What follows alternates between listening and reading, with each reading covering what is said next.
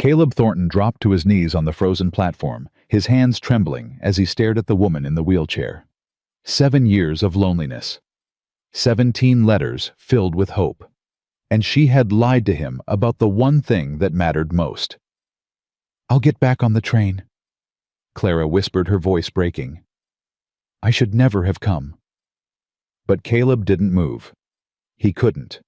Because in that moment, looking into her terrified golden eyes, he saw something he recognized, a soul as broken as his own. Stay with me until the end of this story, and subscribe to my channel. Comment your city below so I can see how far this tale has traveled. The morning train pulled into Bitter Creek Station with a scream of iron and steam that split the frozen December air. Caleb Thornton stood alone on the platform, his breath coming out in white clouds, his heart hammering against his ribs like a wild horse trying to break free. 7 years. 7 years since he'd watched his brother die in his arms on a blood-soaked battlefield in Georgia. 7 years since he'd fled west, running from ghosts that followed him across every state line. 7 years of building a ranch from nothing, of talking to horses because there was no one else, of convincing himself that loneliness was what he deserved. And now, on this frozen December morning in 1879, 3 days before Christmas, Caleb Thornton was waiting for a woman he'd never met to step off that train and become his wife. "You look like you're about to face a firing squad," Old Pete muttered from behind him, lighting his pipe with gnarled fingers. The station master had seen plenty of mail-order brides come through Bitter Creek over the years. "She coming in on this one?" "That's the plan." "Nervous?" Caleb didn't answer. His fingers found the bundle of letters in his coat pocket, 17 of them tied together with leather cord. 17 letters from Miss Clara Whitmore of Boston, Massachusetts.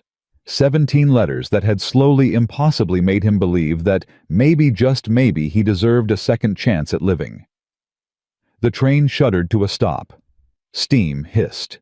Caleb's mouth went dry. A conductor in a dark blue uniform stepped down and placed a wooden step beneath the passenger car door. He turned, offered his hand to someone inside. And then everything Caleb thought he knew shattered into 1,000 pieces. The conductor didn't help a woman step down from that train. He lifted her. He carried her in his arms like she weighed nothing at all, then set her gently into a wooden wheelchair that another passenger was unfolding on the platform. A wheelchair with large wheels and a woven cane seat, the kind Caleb had seen in hospital wards during the war. The kind that meant one thing and one thing only. She couldn't walk. For a long, terrible moment, Caleb couldn't move, couldn't breathe, couldn't think. He just stood there, frozen as surely as the ground beneath his boots, staring at the woman who was now arranging her skirts over her useless legs, her hands trembling, her face pale as the snow that dusted the platform. She was beautiful. That was the cruel joke of it. Even from 30 feet away, he could see that she was beautiful, honey blonde hair, pinned beneath a blue bonnet. Delicate features, eyes the color of amber that caught the weak winter sunlight. She wore a traveling dress of dark blue wool and a coat that was far too thin for Wyoming winter. And she was searching the platform with those amber eyes, looking for him, looking for the man who had promised her a home and a future and a life, looking for the man she had lied to. Their eyes met. Caleb saw the exact moment she recognized him, saw hope flare in her face, bright and desperate, saw it die just as quickly when she registered his expression. He walked toward her. His legs moved without his permission, carrying him across that frozen platform step by heavy step. Behind him, he heard old Pete suck in a breath, heard the conductor mutter something under his breath. But Caleb kept walking until he stood directly in front of her wheelchair, close enough to see the tears gathering in her golden eyes. "Mr. Thornton," her voice was barely a whisper, "I can explain. Can you?" The words came out harder than he intended, rough and raw.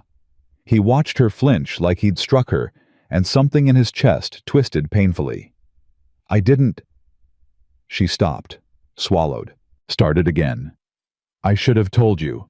In the letters, I know I should have told you." "Yeah." Caleb's jaw clenched so tight it ached. You should have. Silence stretched between them, thick and suffocating. The wind picked up driving snow across the platform, and Clara shivered in her too thin coat. She gripped the arms of her wheelchair with white-knuckled hands. "I'll get back on the train," she said, and her voice was steady now, controlled, like she'd been preparing for this moment the entire 2,000-mile journey. "I have enough money for a return ticket. I'll go back to Boston. You'll never have to see me again." She meant it. Caleb could see that she meant every word. This wasn't a manipulation or a ploy. This was a woman who had gambled everything on a desperate hope and lost. "Why?" The word tore out of him before he could stop it. "Why didn't you tell me?" Clara's hands tightened on the wheelchair arms. For a moment she didn't answer. Then she lifted her chin, that stubborn, defiant gesture he would come to know so well, and met his eyes directly. "Because every other man ran when they found out. My fiancé, my father's business partners, every single one of them looked at this chair and saw a burden, a problem, a broken thing to be hidden away." Her voice cracked, but she pushed on. "I thought if you could just meet me first, if you could see me before you saw this, maybe you'd give me a chance. That's not... It was wrong." She cut him off, her words coming faster now. "I know it was wrong. I lied to you, and you have every right to be angry, every right to send me away. But I am not sorry for trying. I am not sorry for wanting a life that's more than being locked in my father's house like a shameful secret. I'm only sorry I wasn't brave enough to tell you the truth." Caleb stared at her. This small, fierce woman in her inadequate coat, sitting in a wheelchair on a frozen platform in the middle of nowhere, telling him she wasn't sorry for fighting for a chance at life. Something shifted in his chest. Something cracked. "The carriage accident," he said slowly. "You mentioned it in one of your letters. Said you'd been injured." "Yes." "You just didn't mention you couldn't walk." "No." Clara's voice was barely audible. "I didn't." Behind them, the train whistle blew a warning. The conductor was calling for final boarding. In a few minutes that train would pull away, and Clara Whitmore would be on it, heading back to a life she'd been desperate enough to flee across a continent to escape. Or she wouldn't. Caleb thought about his ranch 20 miles from here, about the cabin he'd built with his own hands, solid and warm, but empty.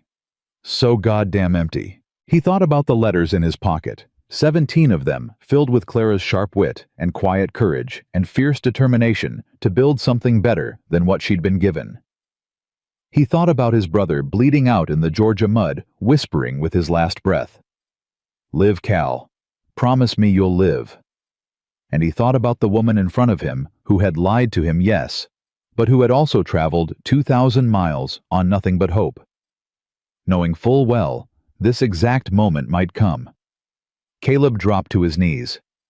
The platform was freezing, the cold seeping immediately through his worn trousers. He heard Clara gasp, saw her hands fly to her mouth. He didn't care about any of it. He just knelt there in front of her wheelchair, bringing himself to her eye level, and he looked at her, really looked at her for the first time. "My brother died in my arms," he said, and his voice came out rough as gravel. "In the war. He was 22 years old, and I couldn't save him. I've spent 7 years running from that, punishing myself, convincing myself I don't deserve anything good, because I lived, and he didn't." Clara's tears were falling freely now, tracking silver lines down her pale cheeks. She didn't try to wipe them away. "So here's the thing, Miss Whitmore." Caleb reached out and took one of her cold hands in his, feeling her fingers tremble against his calloused palm. "I don't know if I can do this. I don't know if I can be what you need. But I spent 17 letters falling for a woman who was brave and funny and stubborn as hell, and I don't see how her being in a chair changes any of that." "Caleb." "The ranch is rough. The cabin's small. The winters are brutal, and the nearest neighbor's 15 miles away. I can't promise you an easy life."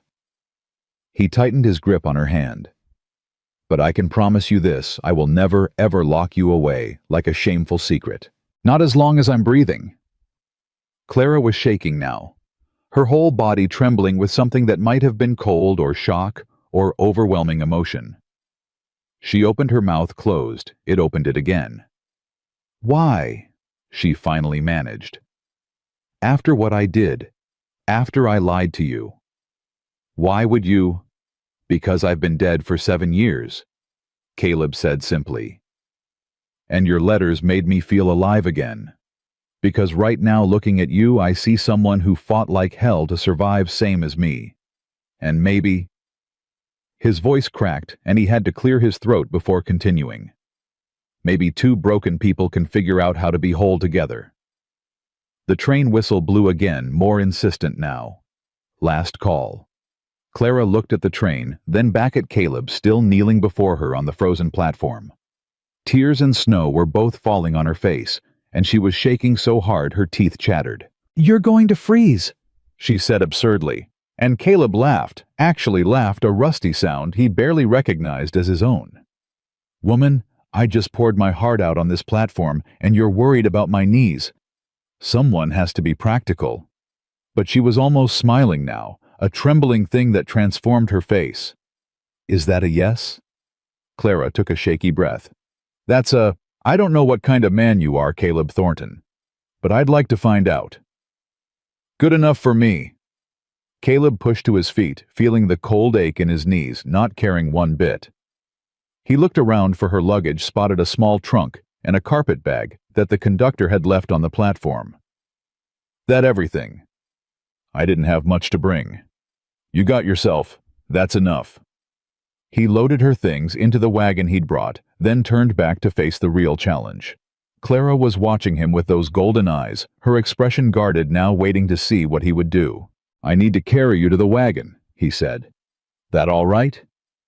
Something flickered across her face. Surprise, maybe, or gratitude that he'd asked, instead of just grabbing her. "Yes, that's all right." Caleb bent and lifted her from the wheelchair, feeling how slight she was beneath the layers of clothes, how she stiffened at first, and then slowly, carefully relaxed against his chest. She smelled like train smoke and lavender soap. "Put your arms around my neck," he said quietly. "I've got you." She did. Her arms were thin, but strong, holding on with a grip that spoke of determination rather than fear. Caleb carried her across the platform, down the steps, through the snow to where his wagon waited with 2 patient horses. He set her on the bench seat as gently as he could manage, then went back for the wheelchair. It was heavier than he'd expected, awkward and unwieldy, but he wrestled it into the wagon bed next to her trunk. When he climbed up onto the seat beside her, Clara was staring straight ahead, her jaw set, her hands clasped tightly in her lap. "You should know something," she said without looking at him. "What's that?" "I'm not just going to sit around being useless. I don't care if I can't walk. I can cook and sew and keep accounts and do 100 other things. I won't be a burden to you, Caleb. I refuse." Caleb gathered up the reins, clicking his tongue to set the horses moving. "Never thought you would be." "I mean it. I won't let you treat me like I'm fragile." "Ma'am." He glanced at her sideways. "You traveled 2,000 miles alone in a wheelchair to marry a stranger. Pretty sure fragile ain't the word for you." Something in her posture eased just slightly. "All right then. All right." They rode in silence for a while, the wagon wheels crunching through the snow, the horse's breath pluming white in the frozen air. The land stretched out around them, vast and empty, and white mountains rising in the distance like jagged teeth against the gray sky. "It's so big," Clara said softly. "I knew it would be big, but—" "Takes some getting used to." Caleb pulled the wool blanket from behind the seat and handed it to her. "Put this over your lap. Cold's only going to get worse as we get higher." She took the blanket without argument, spreading it over her useless legs, with practiced efficiency. He noticed she didn't look at them, didn't acknowledge them beyond the practical necessity of keeping them warm. "Tell me about the ranch," she said. "Your letters described it, but I want to hear it in your voice." So he told her. About the cabin with its 2 rooms and stone fireplace.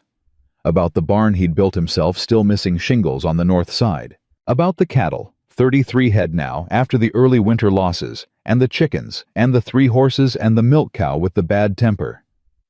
"Her name's Delilah," he said. "Meanest cow in Wyoming territory. But she gives good milk, so I tolerate her." Clara laughed, and the sound hit Caleb like sunshine after a long winter. Rich and warm and real. "You named your cow Delilah." "She earned it. Nearly took my hand off the first time I tried to milk her." "I like her already." Caleb found himself smiling. "Yeah, well, wait till she tries to kick you. See how you like her then." They talked more as they rode easier now, the awkwardness of the platform beginning to fade. Clara told him about Boston, about her father's shipping business, and her mother who had died when she was 12. About the accident 3 years ago, a carriage wheel that had broken on a cobblestone street, sending her tumbling into traffic. "The doctor said I might never walk again," she said, her voice matter of fact. "And they were right. I can feel my legs some. There's pain sometimes. But they don't work. They haven't worked since that day." "And your fiancé?" Clara's expression hardened. "Left me the day after the doctors gave their verdict.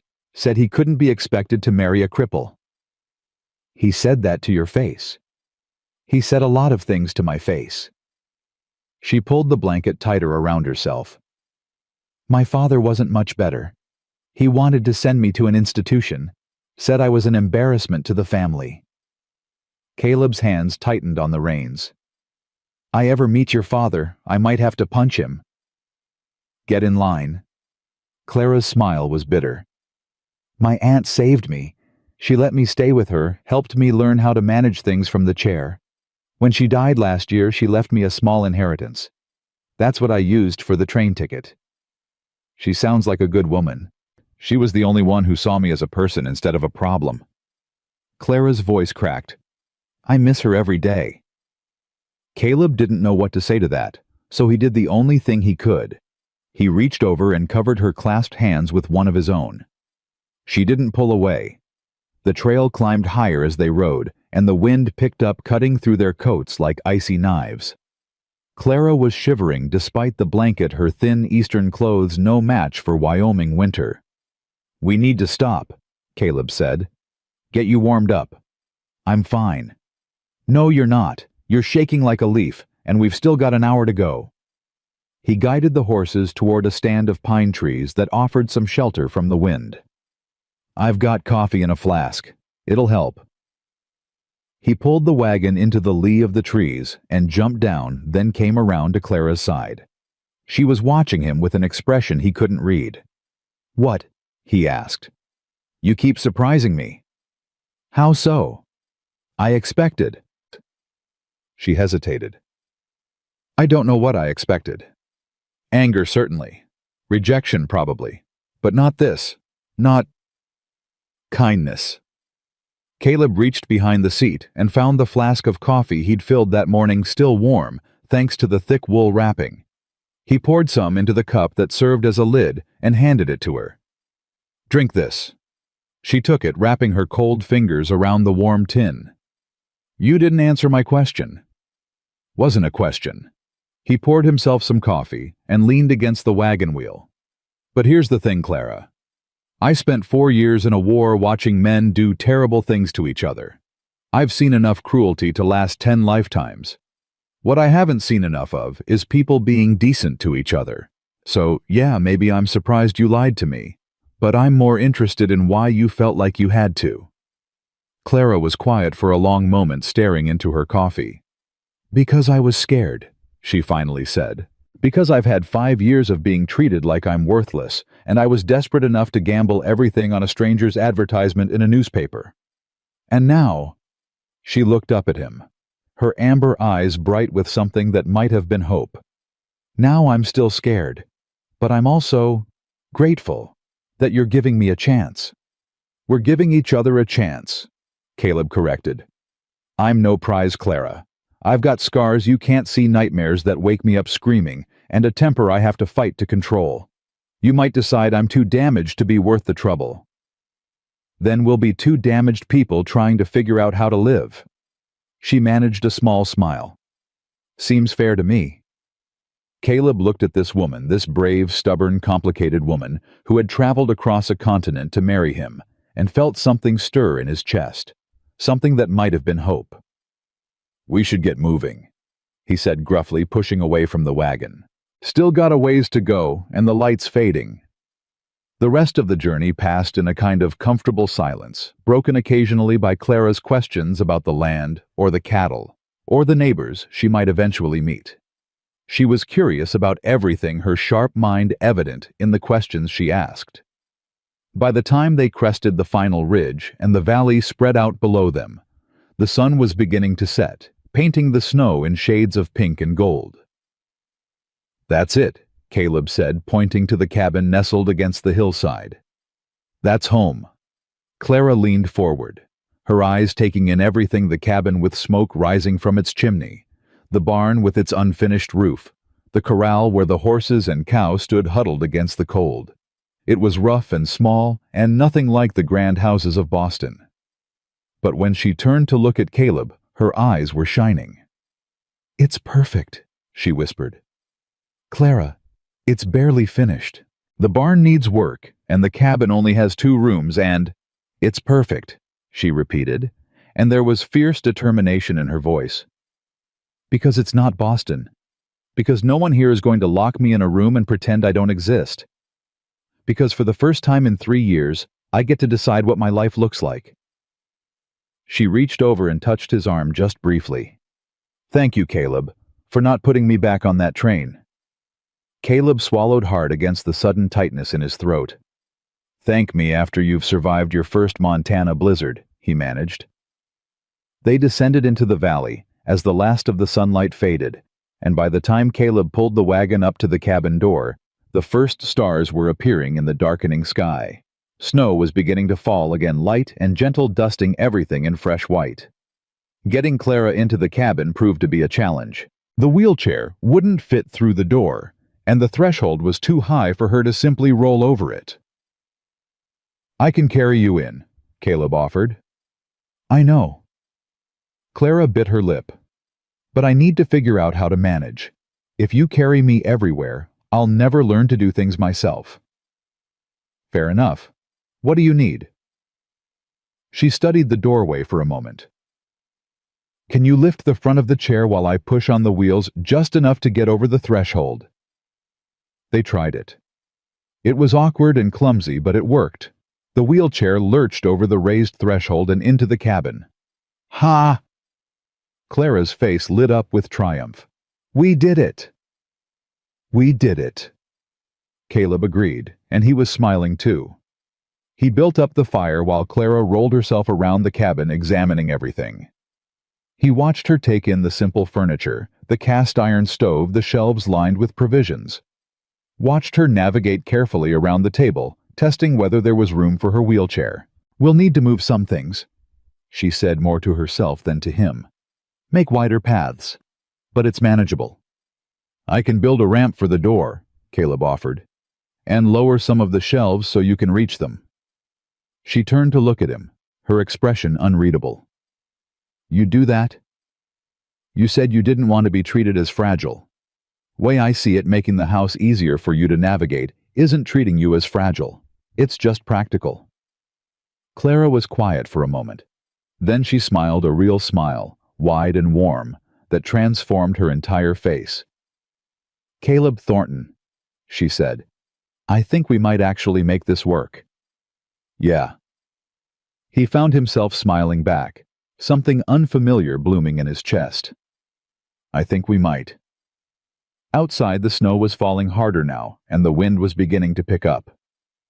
By morning, there would be a fresh blanket of white covering the valley, burying the tracks of their wagons, sealing them into this cabin together. 3 days until Christmas. A man who'd stopped believing in miracles.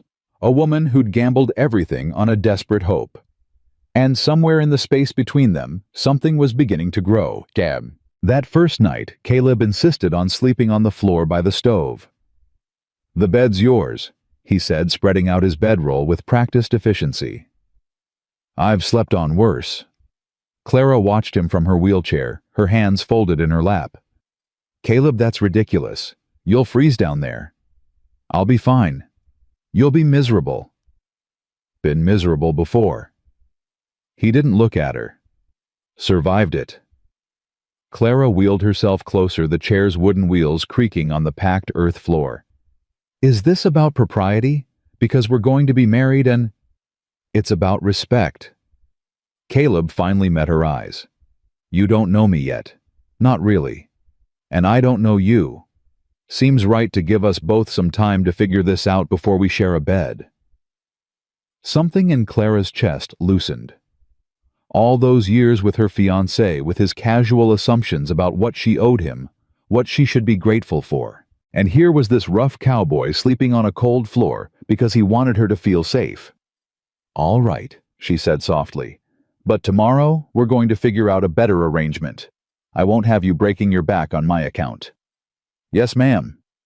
She couldn't tell if he was mocking her or not. But when she looked at his face, she saw the ghost of a smile. Getting into the bed proved to be its own challenge. Clara had developed techniques over the years, ways to transfer herself from chair to surface without help. But this bed was different. Higher than she was used to, the mattress softer, the quilts heavier. Caleb watched her struggle for exactly 3 seconds before stepping forward. Let me help. I can do it. I know you can, but you don't have to. Clara's hands stilled on the wheelchair arms. She looked up at him, standing there in the firelight, his face carefully neutral, but his eyes watchful. This is hard for me, she admitted. Accepting help. Figured that out already. I spent 3 years being told I was helpless. I refuse to believe it. There's a difference between being helpless and accepting help. Caleb crouched down so they were at eye level. You're not helpless, Clara. Anyone can see that. But you're also in a new place with furniture that doesn't fit you in weather that's trying to kill us both. Accepting help right now isn't weakness. It's just practical. She stared at him for a long moment. Then slowly she nodded. All right. What do you need me to do? He helped her transfer from the wheelchair to the bed with surprising gentleness, his calloused hands careful and sure. When she was settled under the quilts, he stepped back immediately, giving her space. Warm enough. Yes. Clara pulled the quilts up to her chin, suddenly aware of how strange this was, lying in a stranger's bed, in a stranger's cabin, at the edge of the known world. Caleb. He was already walking back toward his bedroll. Yeah. Thank you, for all of it. He paused, his back to her. Get some sleep, Clara. Tomorrow's going to be a long day. She wanted to say more, wanted to ask him about the nightmares he'd mentioned, about the brother who'd died in his arms, about the 7 years of loneliness that had driven him to place that advertisement. But exhaustion was pulling at her, the journey finally catching up, and before she could form the words, she was asleep. Clara woke to silence. Not the silence of Boston, which was never truly silent. There was always the rumble of carriages, the shouts of street vendors, the constant hum of a city that never fully slept. This was different. This was absolute stillness, the kind of silence that pressed against your ears and made you strain to hear something, anything. She pushed herself upright, her arms trembling with the effort, and looked toward the window. Gray light filtered through the shutters, but it was dim, muted. Wrong somehow. Storm's getting worse. Clara's head snapped toward the voice. Caleb was crouched by the stove, building up the fire, his face lit by the growing flames. What time is it? Past dawn. Can't really tell more than that. He stood wiping his hands on his trousers. Snow's piled up against the cabin. We're snowed in. The words should have terrified her. Trapped. Isolated. Dependent on a man she barely knew. But somehow, looking at Caleb's calm face, Clara felt only a strange sense of relief. What do we need to do? He looked at her, then really looked, and she saw surprise flicker across his features. You're not scared. Should I be? Most people would be. Being trapped like this? Clara considered the question. I spent 3 years trapped in my father's house. At least here I'm trapped with someone who sees me as a person instead of a problem." She pushed the quilts aside. "Now tell me what needs doing." A slow smile spread across Caleb's face, the first real smile she'd seen from him, unguarded and warm. It transformed him, made him look younger, made her heart do something strange in her chest. "Bossy, aren't you? I prefer practical. Now help me into my chair." He did, and then they got to work. The cabin, Clara quickly discovered, was surprisingly well organized despite its roughness. Caleb showed her where everything was, the provisions in the corner, the water bucket that needed refilling, the coffee pot, and the cast iron pans. He moved around the small space with the ease of long practice, and Clara watched carefully, memorizing the patterns. "I'll need to check the animals," he said as they ate a simple breakfast of coffee and dried meat. "Barn's not far, but in this weather it might as well be a mile. I've got a rope line strung up between here and there for days like this. I want to come with you." Caleb's fork stopped halfway to his mouth. "Clara, I know I can't help much, but I need to learn how things work here, and sitting in this cabin while you're out there in danger." She shook her head. "I can't do that. I won't. The snow's deep. Your chair. So carry me, or drag me on a sled. I don't care how we do it, Caleb, but I am not going to be the kind of wife who sits safely inside while her husband risks his life." He stared at her for a long moment, then he set down his fork and leaned back in his chair. "You know what I believe you." "Good, because I mean it." "I know you do, that's the problem." He ran a hand through his dark hair. "All right, look, I can carry you to the barn, but it's going to be rough. Cold, like you've never felt wind that'll cut through anything. You sure you want to do this?" "I'm sure." "Then we bundle up, every piece of warm clothing we've got, and you do exactly what I say out there, understand? No arguments, no stubbornness. The cold can kill you in minutes if you're not careful." "I understand." Caleb studied her face for another moment, then nodded. "All right then, let's get you dressed." The process of bundling Clara for the trip to the barn took nearly 20 minutes.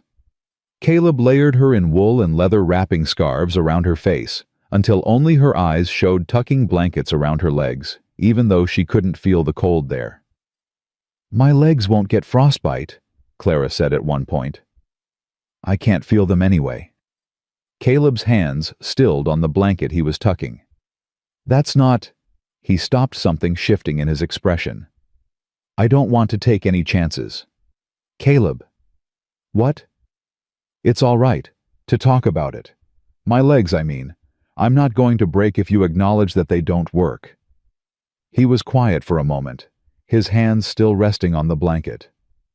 "I saw a lot of men lose legs in the war," he finally said. "Saw what it did to them. The ones who survived the surgery anyway. Is that why you didn't send me back, because you'd seen it before?" "Partly." He finished tucking the blanket and looked up at her. "But mostly because of your letters. The way you wrote the things you said. I already knew who you were before you got here. The chair doesn't change that." Clara felt tears prick at her eyes and blinked them back fiercely. Now was not the time. "Ready?" Caleb asked. "Ready." He lifted her from the wheelchair, easier now, both of them learning each other's rhythms, and carried her to the door. When he opened it, the wind hit them like a physical blow, driving snow into the cabin. "Hold on to me!" Caleb shouted over the howl of the storm. "Don't let go for anything." Clara wrapped her arms around his neck and pressed her face against his chest. His heart was pounding against her cheek, strong and steady, and she focused on that as he stepped out into the white chaos. The journey to the barn was a nightmare. She couldn't see anything, couldn't hear anything except the roar of the wind and Caleb's labored breathing. The cold seared her exposed skin, found every gap in her layers, tried to worm its way into her bones. She felt Caleb stumble once, twice, and tightened her grip around his neck. Then they were through a door, and the wind cut off abruptly, and Clara gasped in the sudden relative quiet. "We made it," Caleb said, his voice rough. He set her down on a hay bale, and she looked around at the dim interior of the barn. Horses stamped and whickered in their stalls. A cow lowed plaintively. Chickens clucked from somewhere in the shadows. "The animals?" Clara said. "Are they all right?" "Let me check." Caleb moved through the barn with efficient purpose, checking water buckets, distributing hay, examining each animal with practiced eyes. Clara watched him work, noting how he spoke softly to the horses, how he scratched the cow behind her ears despite her bad temper. "Everything looks good," he said, finally returning to her. "Water's frozen, but I can break through it. They've got enough hay to last a few days." "What about the cattle? The ones in the valley?" Caleb's jaw tightened. "Nothing I can do for them right now. They'll either find shelter and survive or—" He didn't finish the sentence. "How many could you lose? In a storm like this, could be half the herd. Could be all of them." His voice was flat, but she could see the fear beneath it. Those cattle represented everything he'd worked for, everything he was trying to build. "I'm sorry." "Nothing to be sorry for. It's the life out here. You take what the land gives you, and you survive what it throws at you." He squared his shoulders. "Come on. I'll show you the chickens." The chickens were huddled together in a corner of the barn, fluffed up against the cold. Clara counted 6 hens and 1 rooster, all of them eyeing her suspiciously. "That big one there is Matilda," Caleb said, pointing to a particularly plump hen. "She's the boss. Don't let her fool you. She looks soft, but she's meaner than a rattlesnake when she wants to be." Clara laughed, despite herself. "You really named your chicken Matilda?" "She earned it." Caleb's mouth quirked. "First week I had her, she flew at my face when I tried to collect eggs. Drew blood and everything." "And you kept her?" "Best layer I've got." He shrugged. "Sometimes the mean ones are the most valuable." They spent an hour in the barn, Caleb showing Clara everything: how to feed the chickens, how to check for eggs, how to read the signs of illness in the animals. She absorbed it all, asking questions, watching carefully. When he finally carried her back to the cabin, fighting through the still raging storm, she felt exhausted but strangely exhilarated. "You did good out there," Caleb said as he set her back in her wheelchair. They were both covered in snow, shaking with cold, but Clara was grinning. "I collected 3 eggs." "I saw." "Without getting pecked." "Matilda must like you." He was smiling now too, that rare, unguarded smile that made her heart skip. "Most people, she goes for the eyes." They warmed up by the stove, drinking hot coffee and eating the simple lunch Clara had insisted on preparing before they went out. Her arms ached from supporting herself from the unfamiliar effort of navigating in the cold, but it was a good ache, a productive ache. "Tell me about the war," she said suddenly. Caleb's coffee cup froze halfway to his lips. "What?" "The war. You said your brother died. You said you have nightmares." Clara met his eyes steadily. "We're going to be married, Caleb. I want to know you. All of you, not just the parts you think are safe to show." For a long moment he didn't answer. He set down his coffee cup, stared at his hands, and Clara could see the struggle playing out across his face. "It's ugly," he finally said. "What I've got in my head. It's not something you need to carry. Maybe I want to carry it. Maybe that's what marriage is, sharing the weight, so neither of us has to bear it alone." Caleb looked at her, then really looked, and she saw something shift in his pale green eyes. Something opening just a crack. "His name was Thomas," he said quietly. "Tommy, we called him. He was 2 years younger than me, and he followed me everywhere. When I enlisted, he enlisted. Said he couldn't let his big brother go off to war alone." Clara stayed silent, sensing that any words would break the fragile thread of his confession. "We were at Chickamauga, September of '63. The fighting was—" He shook his head. "I don't have words for what it was. Hell doesn't cover it. Tommy got hit in the 3rd charge. Mini a ball to the gut. I carried him behind our lines, but there was nothing anyone could do. He died in my arms, asking me to tell our mother he was brave." "Was he brave?" "He was terrified. We all were. But he kept fighting anyway. That's all bravery is when you get down to it. Being scared out of your mind and doing the thing anyway. Like you did today, Clara said softly. Going out in that storm.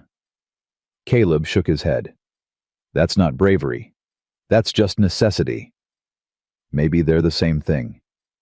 He was quiet for a long moment. Then he reached across the table and took her hand, his calloused fingers closing around her smaller ones. I haven't talked about Tommy in 7 years, he said. Not to anyone. Why me? Why now? Because you asked. He looked at their joined hands. Because you're the first person who's asked like they actually wanted to know the answer. Clara squeezed his fingers. I want to know all of it, Caleb, the good and the bad, the dreams and the nightmares.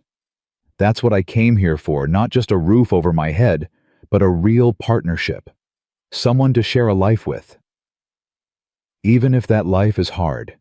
Even if I wake up screaming some nights. Especially then. She lifted her chin, that stubborn gesture he was learning to recognize. I've spent 3 years being told I'm not enough, not whole enough, not useful enough, not worth enough. And I'm done with that. I'm done being the broken one, the one who needs saving. I want to be the one doing the saving sometimes. You already are, Caleb said, and his voice was rough. You just don't know it yet. The storm raged for 2 more days. They fell into a rhythm, these two broken people learning to be whole together. Mornings were for tending the animals, Caleb carrying Clara to the barn and back, teaching her more each time. Afternoons were for cabin work, for planning for the endless small tasks of survival. Evenings were for talking, for stories, for getting to know each other in ways that letters never could. Clara discovered that Caleb could play the harmonica, though he was shy about it at first. She persuaded him to play on the second evening, and the mournful notes filled the cabin with something that felt almost like home. My brother taught me, he said when he finished. Used to drive our mother crazy, the two of us playing together. Will you teach me? He looked surprised. You want to learn? I want to learn everything, every part of this life. She smiled. Besides, someone has to drive you crazy now that Tommy's gone. He laughed at that, a real laugh that lit up his whole face. You're something else, Clara Whitmore. Clara Thornton, she corrected. Soon, anyway. Clara Thornton, he repeated, and the way he said it made something warm bloom in her chest. On the morning of the 3rd day, Clara woke to find Caleb standing by the window, his body rigid with tension. What is it? Storm's breaking. He didn't turn around. I need to check on the cattle. Clara pushed herself up. I'm coming with you. Clara. I know I can't ride. I know I'll slow you down. But I can't stay here alone not knowing if you're safe. I can't. He turned then, and she saw the fear in his eyes. Not fear of the weather or the cattle, but fear of something else. Fear of losing something he'd only just found. If something happens to me out there, nothing's going to happen to you. I won't allow it. Despite everything, he smiled. Bossy. Practical. She met his eyes. Take me to the Morrison place. You said they're 15 miles south. I can stay there while you check the herd. He considered this. Mary would be glad for the company. Then it settled. Help me get dressed. The journey to the Morrison ranch was brutal. Caleb rigged a small sled behind one of the horses, bundling Clara into it with every blanket they owned. The cold was beyond anything she'd ever experienced, a living thing that tried to consume her with every gust of wind. But she survived it. And when Mary Morrison opened her door to find Caleb Thornton on her porch with a woman in a wheelchair, her face transformed from shock to delight. You got yourself a bride.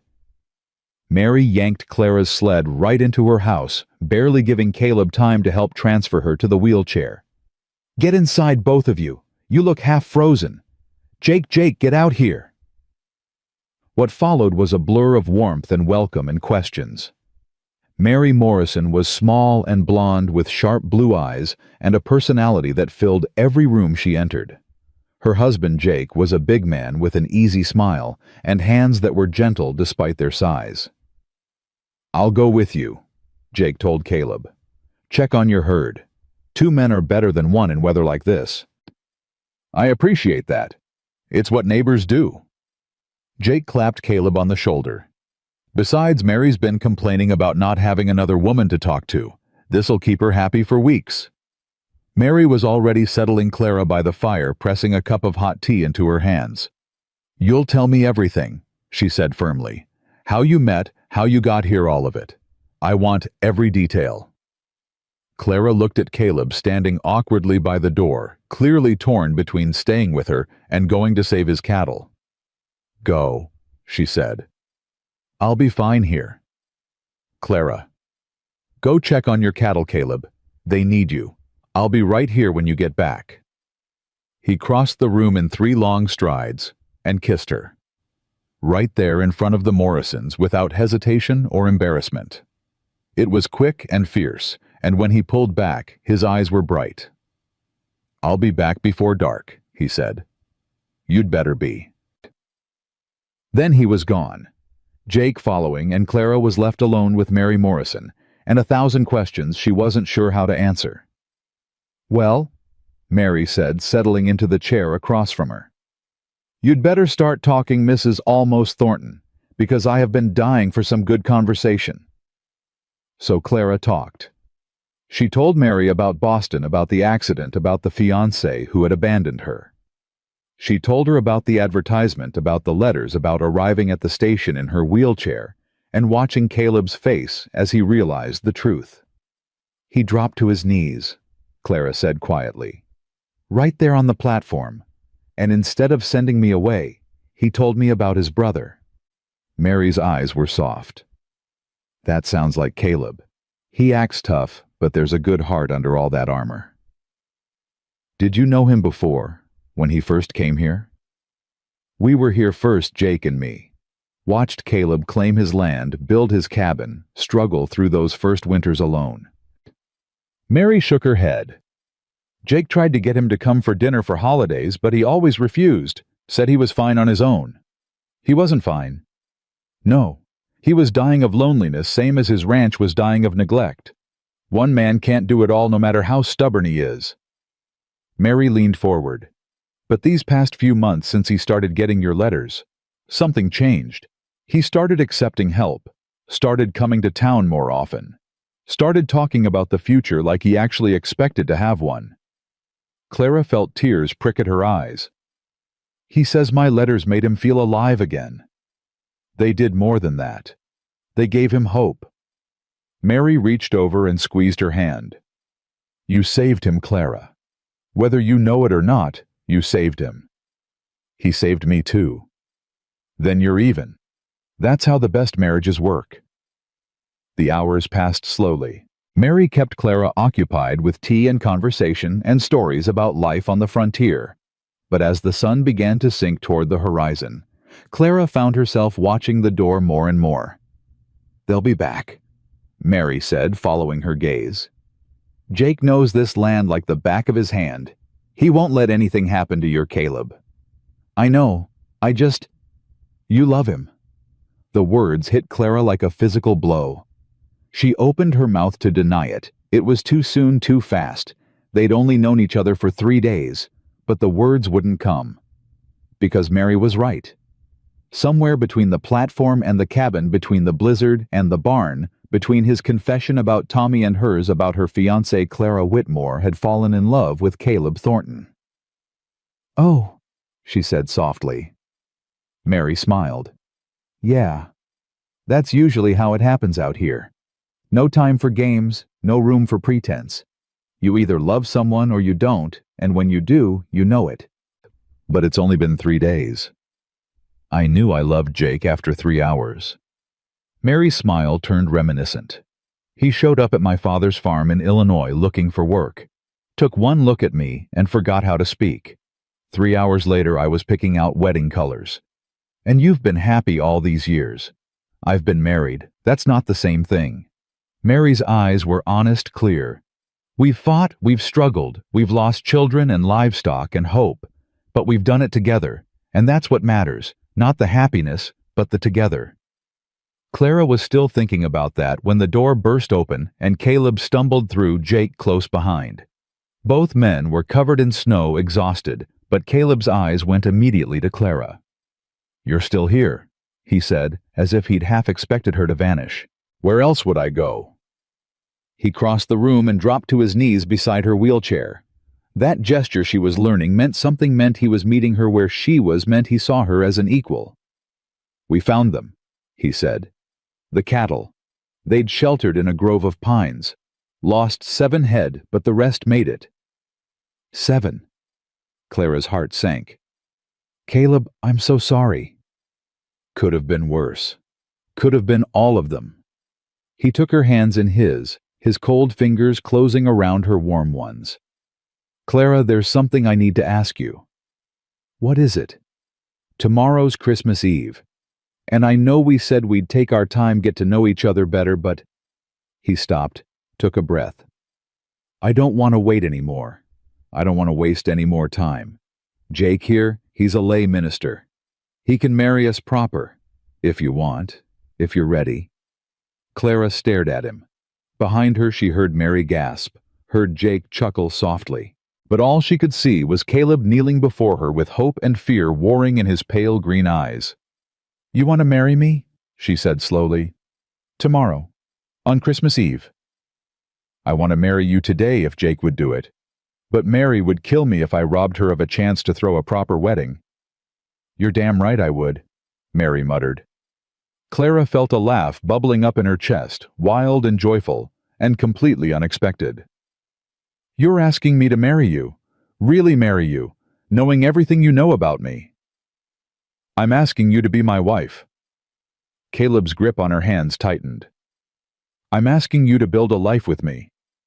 To wake up next to me and go to sleep beside me, and face whatever comes between together. I'm asking you to let me love you, Clara, if you'll have me." She was crying now, tears streaming down her face, but she was smiling too, smiling so hard her cheeks ached. "Yes," she whispered. "Yes. Yes, Caleb Thornton, I'll marry you. Tomorrow, Christmas Eve, whenever you want." "Yes." He surged up and kissed her, and somewhere behind them, Mary was cheering and Jake was laughing, but none of it mattered.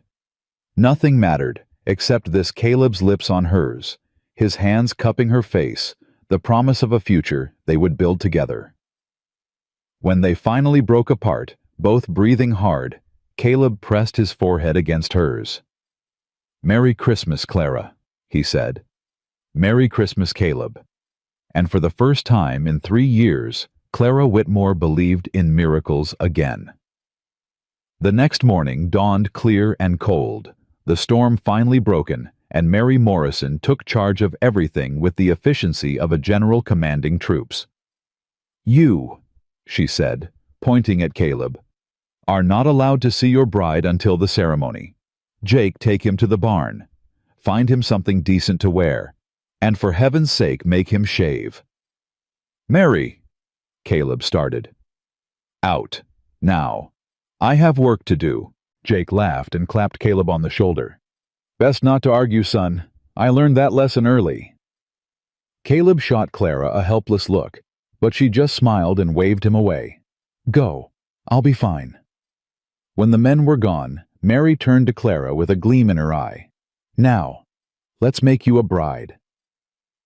What followed was a whirlwind of activity that left Clara breathless. Mary produced a dress from somewhere cream-colored wool, with delicate embroidery at the collar and cuffs, clearly her own wedding dress, carefully preserved over the years. "It won't fit perfectly," Mary admitted, holding it up against Clara. "You're smaller than I was, but we can make adjustments." "Mary, I can't wear your wedding dress." "Nonsense. It's just been sitting in a trunk for 15 years. About time it got some use." Mary's eyes softened. "Every woman deserves to feel beautiful on her wedding day, Clara, even especially out here in the middle of nowhere." Clara's throat tightened. "I don't know how to thank you." "You can thank me by being happy, and by making that stubborn cowboy of yours happy too." Mary smiled. Now hold still while I pin this." The alterations took most of the morning. Mary worked with quick, skilled hands, and Clara helped where she could, her own sewing experience proving useful. By midday, the dress fit well enough, and Mary had styled Clara's honey blonde hair into an elegant twist secured with pins borrowed from her own collection. "You look beautiful," Mary said softly, stepping back to admire her work. Clara looked down at herself, at the cream dress that made her skin glow, at her useless legs, hidden beneath the flowing skirt, at her hands folded in her lap. "I look like a bride," she said, wonder in her voice. "You are a bride, and Caleb Thornton is the luckiest man in Wyoming territory." The ceremony was simple. They gathered in the Morrisons' main room, cleared of furniture to make space. Jake stood before the fireplace in his best shirt, a worn Bible in his hands. Mary's two daughters, small girls with their mother's sharp eyes, served as witnesses, clutching wildflowers Mary had somehow preserved from the summer. And then the door opened, and Caleb walked in. He'd cleaned up. Shaved like Mary had demanded, revealing the strong line of his jaw and the small scar on his chin. His dark hair was combed back, still damp. He wore a clean white shirt and dark trousers, and someone, probably Jake, had polished his boots until they shone. But it was his eyes that caught Clara's breath. Those pale green eyes fixed on her like she was the only thing in the world worth seeing. He crossed the room in 3 long strides and dropped to his knees beside her wheelchair. That gesture again, that beautiful gesture that said, "I see you, I meet you where you are, we are equals."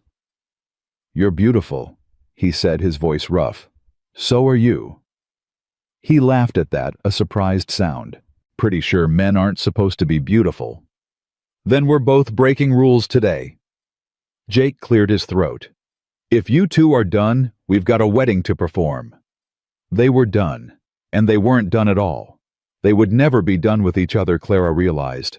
This was just the beginning.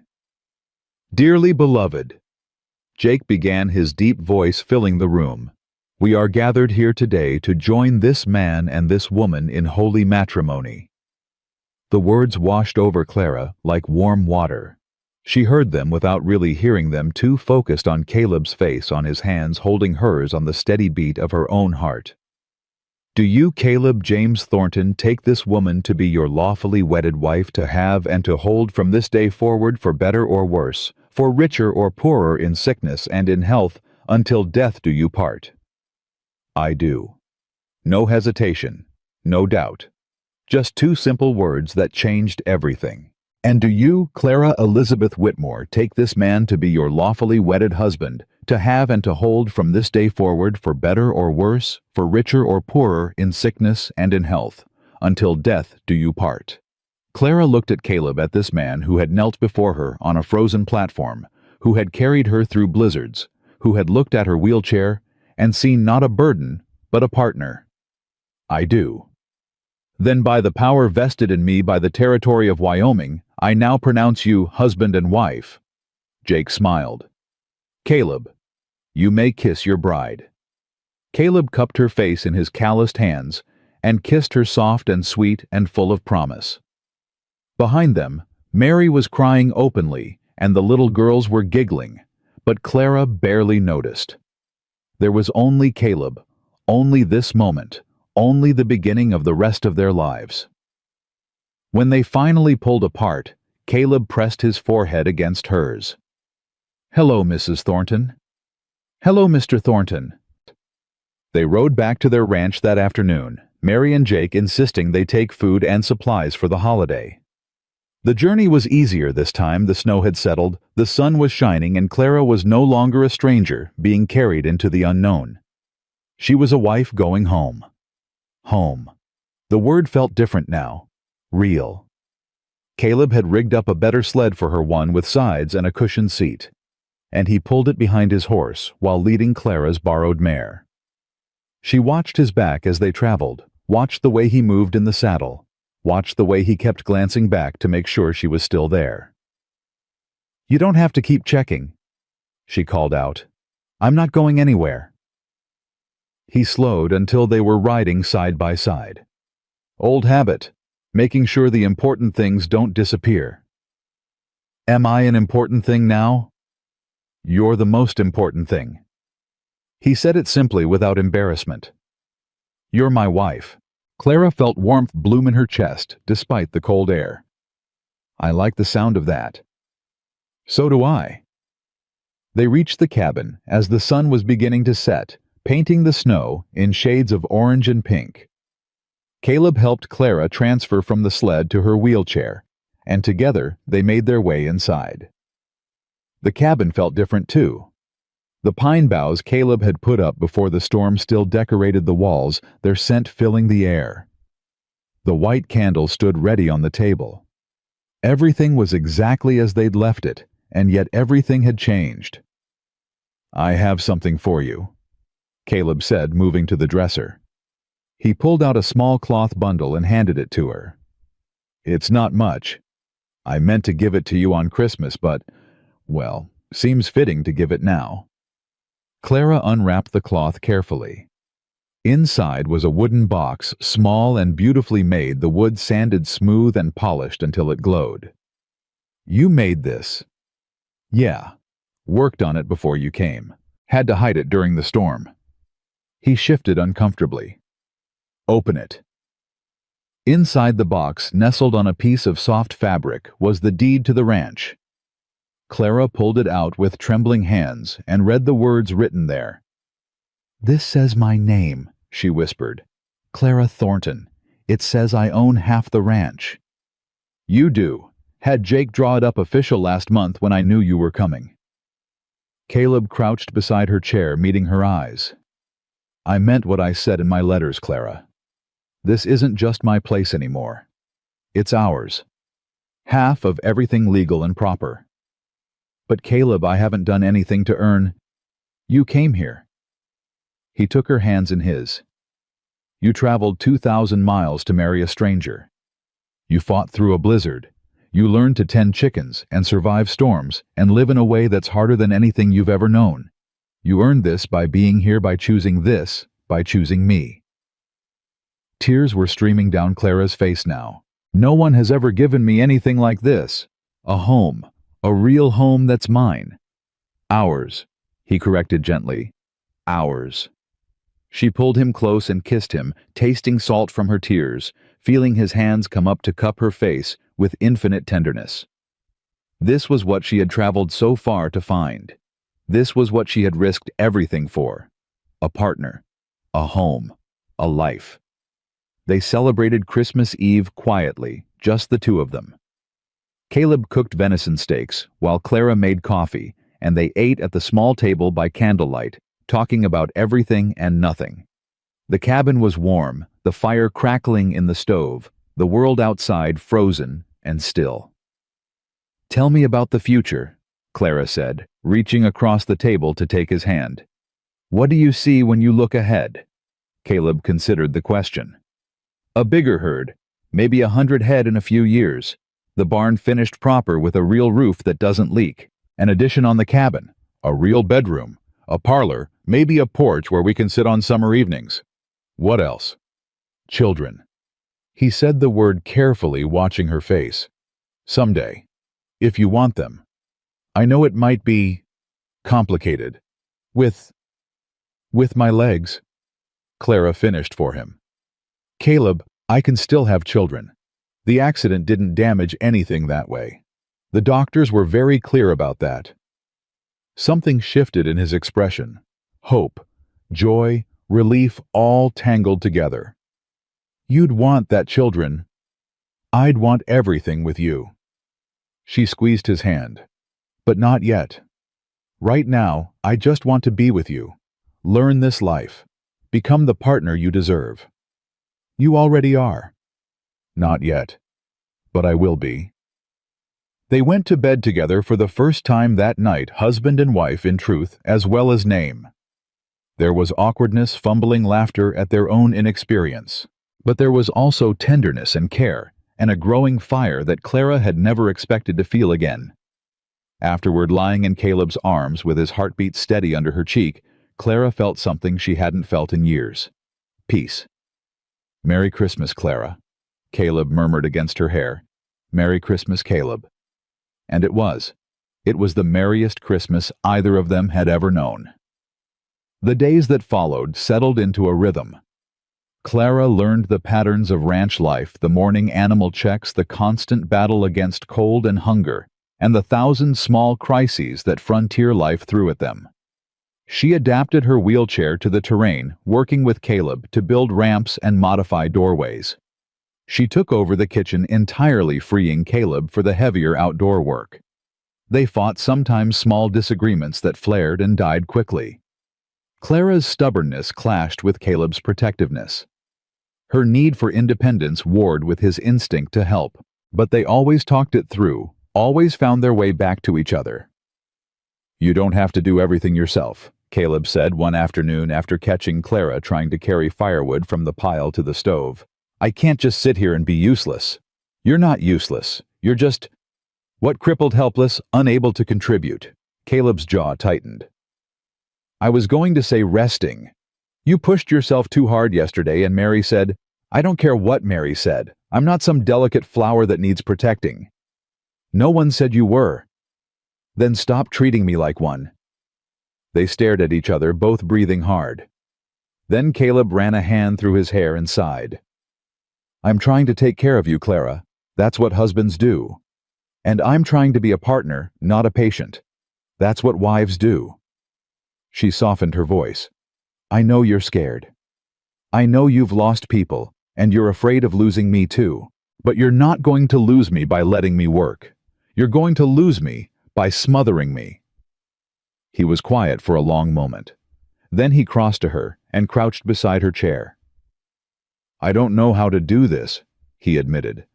"I don't know how to love someone without trying to protect them from everything. Tommy." His voice cracked. "I couldn't protect Tommy. I couldn't save him. And ever since then, I've been trying to control everything to keep everyone safe, and you can't." Clara cupped his face in her hands. "You can't protect me from everything, Caleb. Bad things will happen. That's life. But we face them together as equals. That's what marriage is." "What if I mess it up? What if I can't? Then we'll fix it, together." He kissed her, then a desperate kiss full of fear and love, and the slow, terrifying process of learning to trust another person with your heart. "I love you," he said when they broke apart. "I should have said that before. I love you, Clara. I love you too." And she did. She loved him more than she'd ever thought possible. It was the last day of January when the wolves came. Caleb had ridden out at dawn to check on the cattle, leaving Clara at the cabin, with strict instructions to stay inside until he returned. But by midday, he still hadn't come back, and Clara's worry had grown into something that clawed at her chest. She wheeled herself to the window and looked out at the frozen landscape. Nothing moved. The world was still and white and empty. And then she heard it. Gunfire, distant but unmistakable. One shot, then another, then a terrible silence. Clara didn't think. She didn't weigh options or consider consequences. She just moved, wheeling herself to the door, grabbing Caleb's spare rifle from where it hung by the fireplace. She'd never fired a gun in her life, but she'd watched him load and clean it a dozen times. She knew the basics. That would have to be enough. Getting out of the cabin was a struggle, her wheelchair fighting against the snow. But Clara was beyond caring about difficulty. Caleb was out there somewhere. Caleb was in trouble. Nothing else mattered. She followed the trail his horse had left, pushing herself forward with shaking arms. The rifle balanced across her lap. The cold bit at her exposed skin, and her breath came in ragged gasps, but she didn't stop. Couldn't stop. The howling started when she was halfway to the valley. Wolves, and not just one. A pack from the sound of it. Close. Clara's heart hammered against her ribs. She pushed harder, faster, the wheels of her chair catching on rocks and ice. And then she crested a small rise and saw them. Caleb was on the ground. His horse was nowhere to be seen, fled, or worse. He was crouched behind a fallen log, his rifle empty or jammed, and surrounding him were 6 wolves. gray shapes with hungry eyes circling, waiting for their moment. One of them lunged. Caleb swung the rifle like a club, catching it across the jaw, driving it back. But the others were closing in, sensing weakness. Clara didn't think. She raised the rifle, aimed at the largest wolf, and fired. The kick nearly knocked her out of her chair, but she clung to the armrests with grim determination. The wolf yelped and fell, and suddenly all 6 sets of eyes were on her. "Clara," Caleb's voice raw with fear, "get out of here." Instead, she reloaded. Her hands were shaking so badly she nearly dropped the bullets, but she forced herself to focus, to remember what Caleb had shown her, to push the fear down and do what needed doing. She fired again, missed, fired a 3rd time and saw another wolf stumble. The pack was confused now, caught between 2 threats. Caleb used the distraction to draw his pistol.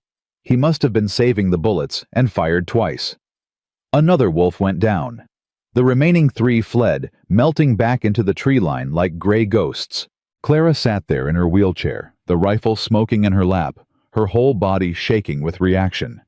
She watched Caleb push himself to his feet, watched him stagger toward her, watched his face twist with something she couldn't read. "Are you hurt?" Her voice came out as a croak. "Caleb, are you?" He reached her and fell to his knees in the snow, his arms going around her, his face pressing against her stomach. "You saved me," he said, his voice muffled against her coat. "You came out here and you saved me." "Of course I did. You're my husband." "I could have lost you. If they'd turned on you, if you'd missed." "But I didn't miss." Clara stroked his hair with trembling fingers. "I didn't miss, and you're alive, and we're going home now. Together." He looked up at her, his pale green eyes bright with tears. "I love you. God, Clara, I love you so much it scares me." "I know." She smiled, though tears were tracking down her own cheeks. "I love you too. Now get up, Cowboy. We've got work to do." It took them an hour to make it back to the cabin. Caleb's ankle was twisted, not broken, but bad enough that walking was agony. He leaned on the back of Clara's wheelchair, letting her guide them both through the snow, 2 broken people supporting each other. When they finally got inside, when the door was closed and the fire was built up, and they were wrapped in blankets by the stove, Clara felt something shift between them. Some final wall crumbling, some last barrier falling away. "I thought you were going to die," she whispered. "When I heard those gunshots and you didn't come back, I thought I was going to lose you. But you didn't just sit there and worry. You came after me." Caleb shook his head, something like awe in his expression. "You came out there in your wheelchair with a gun you'd never fired to face down a wolf pack. I told you, I won't be the kind of wife who sits safely inside while her husband is in danger." "I should have listened." "Yes, you should have." He laughed at that, a broken sound that was half sob. "You're something else, Clara Thornton. You know that. So you keep telling me." They sat together in the growing warmth, and Caleb told her what had happened. How his horse had spooked at the first wolf throwing him, how he'd lost his rifle in the fall, how he'd been sure he was going to die out there in the snow. "And then I heard the gunshot," he said. "And I looked up, and there you were like some kind of avenging angel, and I thought, that's my wife. That's the woman I married." Avenging angel might be a stretch. Terrified woman with shaky aim is more accurate. Your aim was good enough. He pulled her closer. Your aim was perfect. That night they lay together in bed, both too exhausted and too relieved to sleep. Clara's head was on Caleb's chest, his heartbeat steady under her ear. "I saw Tommy," Caleb said suddenly. "When the wolves were closing in, I saw him the way he looked in that field in Georgia, blood on his uniform, reaching out to me." Clara didn't say anything, just held him tighter. "I thought he was coming to take me with him, and part of me was ready to go. I've been half in love with death for 7 years, Clara. Ever since he died, I've been waiting for my turn. But then I heard your voice, and I thought about you alone in that cabin, waiting for me to come home. And I realized, his voice cracked. I realized I don't want to die anymore. I want to live. I want to grow old with you. I want to see what we can build together. Clara pushed herself up so she could look at him. His face was raw and open, more vulnerable than she'd ever seen it. Then live, she said simply. Live with me. For me.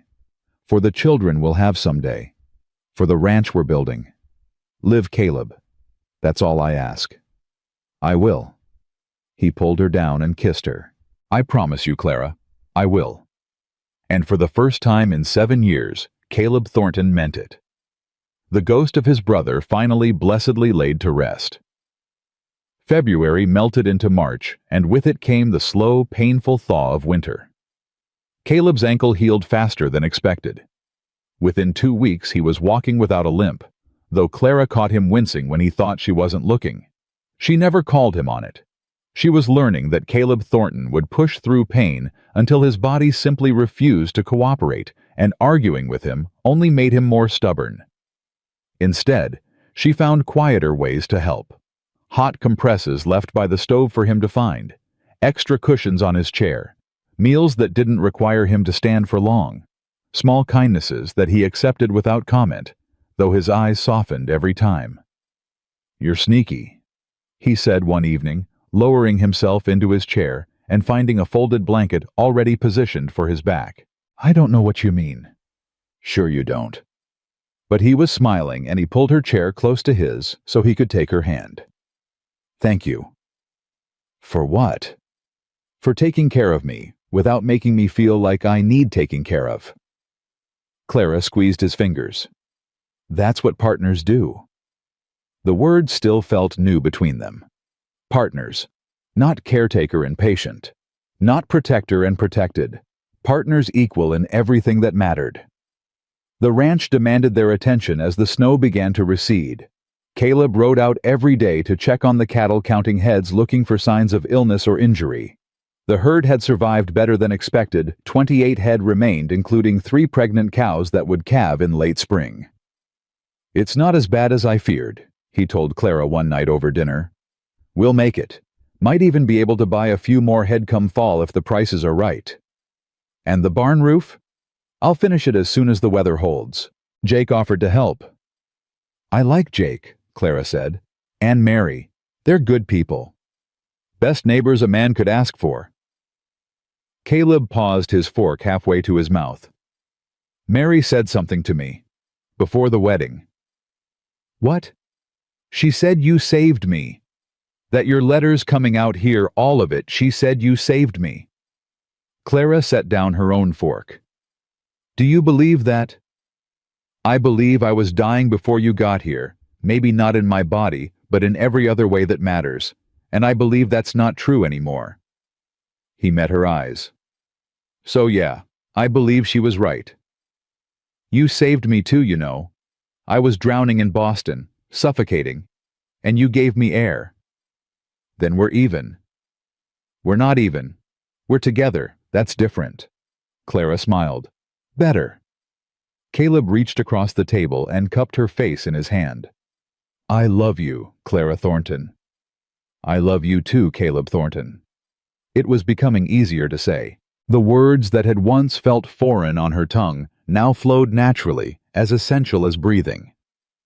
The first signs of spring arrived in late March, patches of brown earth appearing through the snow, the creek running faster with meltwater birds returning from wherever birds went to escape Wyoming winters. Clara found herself spending more time outside, wheeling herself around the property, learning its contours and rhythms. "I want to plant a garden," she announced one morning. "A real one. Vegetables, herbs, maybe some flowers." Caleb looked up from the harness he was mending. "All right."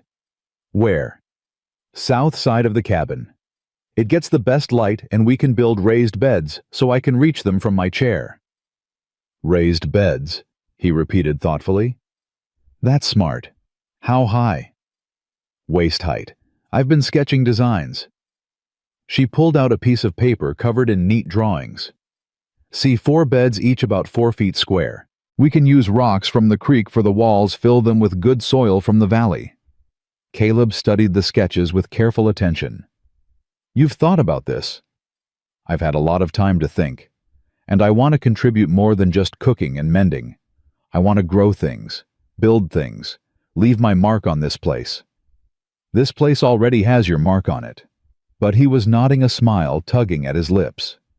All right, Mrs. Thornton, we'll build your garden. They started the next day. Building the raised beds was hard work, harder than Clara had anticipated. Caleb hauled rocks from the creek while Clara sorted them by size, directing their placement with the precision of an architect. Her arms ached from pushing her chair through the softening mud, and her hands grew raw from handling rough stone. But she didn't stop, wouldn't stop. Every rock she placed was proof that she could do this, that she was more than her chair, more than her useless legs. You're going to hurt yourself, Caleb said on the third day, watching her strain to lift a particularly heavy stone. I'm fine, Clara. I said I'm fine. He moved to stand beside her chair, his arms crossed over his chest. You're pushing too hard. Same as I do. Same as you told me not to do. Clara opened her mouth to argue, then closed it. He was right. She knew he was right. But admitting it felt like surrender. I just want to finish, she said quietly. I want to see it done. And you will. But not if you work yourself into exhaustion. Caleb crouched beside her chair. Remember what you told me about sharing the weight that goes both ways, Clara. Let me carry some of this. She looked at him, really looked, and saw the concern in his pale green eyes. Not pity, not condescension, just love, plain and simple. All right, she said, but I'm still directing. Wouldn't have it any other way. They finished the garden beds by the end of the week. 4 perfect squares of stacked stone filled with rich, dark soil that Caleb hauled in by the wagon load. Clara ran her fingers through the earth, feeling its cool dampness, imagining the seeds she would plant, the vegetables that would grow, the flowers that would bloom. It's beautiful, she said. Caleb stood beside her, his hand resting on her shoulder. It's yours. Ours. Ours, he agreed, and kissed the top of her head. April brought warmer weather and new challenges. The pregnant cows began to calve, and Caleb spent long days in the valley helping the mothers through difficult births, caring for the wobbly-legged newborns. He came home exhausted each night, falling into bed with barely enough energy to eat. Clara worried about him. She couldn't help with the calving, her chair was useless in the muddy fields, but she could make sure he was fed and rested. She could have hot coffee waiting when he stumbled through the door. She could listen when he needed to talk about the day's struggles. Lost one today? He said one evening, his voice flat with grief. Calf came out wrong. Couldn't save it. Clara wheeled herself close and took his hand. I'm sorry. Part of the life I know, but it doesn't make it easier. He rubbed his eyes with his free hand. Mother's all right at least. She'll breed again next year. And the others? Healthy. We've got 5 new calves so far, 3 heifers and 2 bulls. They're doing good. A ghost of a smile crossed his face. There's one little heifer, brown with a white star on her forehead. She's got spirit. Keeps trying to escape the corral. Sounds like someone I know. Caleb laughed at that, some of the tension leaving his shoulders. Yeah, well, maybe that's why I like her. As spring progressed, Clara's garden began to flourish. She planted tomatoes and squash and beans, herbs for cooking, and flowers for beauty. She spent hours each day, tending her beds, weeding and watering, and watching for signs of growth. The first sprout, a tiny green shoot pushing through the dark soil, made her cry. Clara. Caleb found her in the garden, tears streaming down her face, staring at a seedling no bigger than her thumbnail. What's wrong? Nothing's wrong. She laughed, wiping at her cheeks. Everything's right. Look. He crouched beside her and looked at the tiny plant. That's a sprout. It's life, Caleb. Life that I helped create. I put a seed in the ground and it grew. Do you understand what that means? He studied her face, and slowly understanding dawned in his eyes. It means you're not broken. It means I can still make things grow, still bring something new into the world. Clara touched the delicate seedling with gentle fingers. For so long, I felt like everything I touched turned to dust. Like I was only capable of loss and destruction. But this, she smiled through her tears, this proves I was wrong. Caleb sat down in the dirt beside her chair, not caring about his clothes. You were never broken, Clara. Not in any way that mattered. Maybe not, but I believed I was, and that believing was almost worse than the truth. She looked at him, at this man who had seen her at her worst and loved her anyway. Thank you for helping me see differently. You saw it yourself. I just gave you the space to look. They sat together in the garden as the sun set, surrounded by the promise of new life, and Clara felt something she hadn't felt in years. Wholeness. Not the wholeness of a body that worked perfectly, but the wholeness of a soul that had found its place. May arrived with warm winds and longer days, and with it came an unexpected visitor. Clara was in the garden when she heard hoofbeats approaching the cabin. She looked up to see a fancy carriage completely out of place in the rough Wyoming landscape pulling into the yard. A driver sat on the box, and behind him, peering through the window with an expression of barely concealed disgust, was a face Clara had hoped never to see again. Her father. Clara! Edward Whitmore stepped down from the carriage, his expensive boots sinking into the mud. Good God, look at this place. I knew it would be bad, but this is beyond anything I imagined. Clara's hands tightened on the wheels of her chair. What are you doing here? I've come to bring you home, of course. This absurd adventure has gone on long enough. He looked around the property with disdain. I received word that you'd married some frontier ruffian. The family is mortified. The family? Clara's voice was flat. The same family that wanted to lock me away in an institution. That was for your own good. You were clearly not in your right mind running off like that. But I'm prepared to be forgiving. Edward moved toward her, reaching out as if to take her hand. Come home, Clara. We'll have this marriage annulled. You can live quietly with your aunt's successor, and we'll never speak of this again. No. I beg your pardon. I said no. Clara wheeled herself backward out of his reach. This is my home now. That man you called a frontier ruffian is my husband, and I have never been more in my right mind than I am at this moment. Edward's face reddened. Clara, be reasonable. You can't possibly want to spend your life in this hovel married to some illiterate cowboy. Illiterate? A new voice cut through the air, cold and hard. Reckon I can read well enough to know a pompous ass when I see one. Caleb was walking up from the barn, his stride easy, but his eyes dangerous. He'd clearly heard enough to understand the situation. Ah. Edward's lip curled. The husband, I presume. That's right. Caleb stopped beside Clara's chair, close enough that she could feel the warmth of him. And you'd be the father who wanted to lock his own daughter in an asylum because she embarrassed him. How dare you? No, how dare you? Caleb's voice was quiet, but there was steel beneath the calm. You come here to our home and try to take my wife away. You think I'm going to let that happen? This isn't about you. This is a family matter. Clara is my family, the only family I've got. Caleb put his hand on Clara's shoulder. And she already told you no. So I think we're done here. Edward sputtered, his face turning an alarming shade of purple. This is outrageous. I'll contact the authorities. I'll have this marriage dissolved. On what grounds? Clara's voice was steady, now strengthened by Caleb's presence. I'm of legal age. I married willingly. I have ownership of this property equal to my husband's. There's nothing you can do, Father. Nothing legal, anyway. You own... Edward stared at her. He gave you ownership. He did, the day I arrived, before we were even married. Clara lifted her chin. That's the kind of man he is. The kind who sees me as a partner, not a burden. Clara, you can't possibly. I can. I have. And I would do it again in a heartbeat. She reached up and took Caleb's hand where it rested on her shoulder. Go home, Father.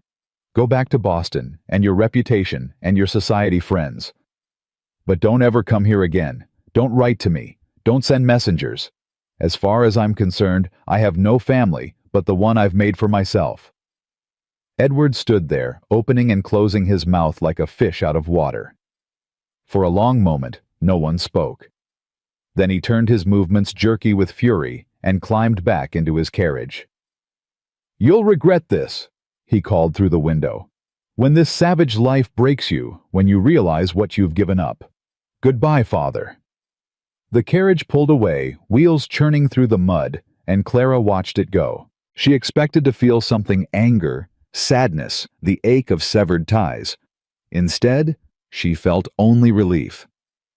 Are you all right? Caleb asked softly. I'm better than all right. She turned to look up at him. I'm free. He crouched beside her chair, bringing them face to face. You were always free, Clara. You just didn't know it yet. I know it now. She cupped his face in her hands. I know it because of you. He kissed her then, right there in the yard where her father's carriage had stood moments before, and Clara felt the last chains of her old life fall away. That night they sat on the small porch Caleb had finally finished building, watching the sun set over the mountains. Clara leaned against her husband's shoulder, his arm warm around her. I should have told you he might come, she said. I knew he'd find out eventually. I just hoped that he'd leave you alone. That he'd accept my choice. Stupid of me, I know. Not stupid. Hopeful. Caleb pressed a kiss to her hair. There's a difference. He'll try again. He doesn't like losing. Let him try. He can't touch us here. Can't touch what we've built. Caleb's arm tightened around her. This is our land, Clara. Our home. No one can take that away. Our home, she repeated softly. The words still felt like a miracle. They sat in comfortable silence as the stars emerged one by one, filling the darkening sky. In the distance, a coyote howled, and closer by the new calves bawled for their mothers. I've been thinking, Caleb said finally, about the future. What about it? Well, the garden's coming along, the herd's recovering, the barn roof is done, and the cabin's got the new porch. He paused. Seems like maybe it's time to start thinking about that addition we talked about. The extra bedroom. Yeah. He was quiet for a moment. For children. If you still want that. Clara turned to look at him. In the fading light, his face was soft, hopeful, a little scared. I still want that, she said. More than anything. It might be complicated. With your legs, I mean. The pregnancy, the birth. I know. I've thought about it. Talked to Mary about it. Clara took his hand. It won't be easy. But nothing worth having ever is. We'd need help. A doctor maybe. Or a midwife who knows about... Mary knows a midwife in Cheyenne. A woman who's helped other mothers with challenges like mine. She said she'd write to her, make arrangements. Caleb stared at her. You've already been planning this. I've been hoping for it. Clara smiled. Isn't that what we do? Hope for things, then work to make them happen? He laughed that surprised laugh that she loved so much. When did you get so wise? I learned from a stubborn cowboy who taught me that second chances are worth fighting for. He pulled her close and kissed her long and deep with all the promise of the future they were building together. When they finally broke apart, they were both smiling. Mrs. Thornton, Caleb said, I think we're going to have a good life. Mr. Thornton, Clara replied, I think we already do. And as the night settled over their little homestead, as the stars wheeled overhead, and the wind whispered through the spring grass, Clara Thornton felt something she'd stopped believing she could ever feel again. Complete and utter happiness. The summer that followed was the sweetest Clara had ever known. Her garden exploded with live tomatoes ripening on the vine squash, spreading their broad leaves across the raised beds, flowers blooming in riots of color that attracted bees and butterflies from miles around. She spent her mornings there, dirt under her fingernails, sun warm on her face, feeling more alive than she had in years. "You've got a gift," Mary said during one of her frequent visits, admiring the neat rows of vegetables. "I've been gardening for 15 years and never got results like this.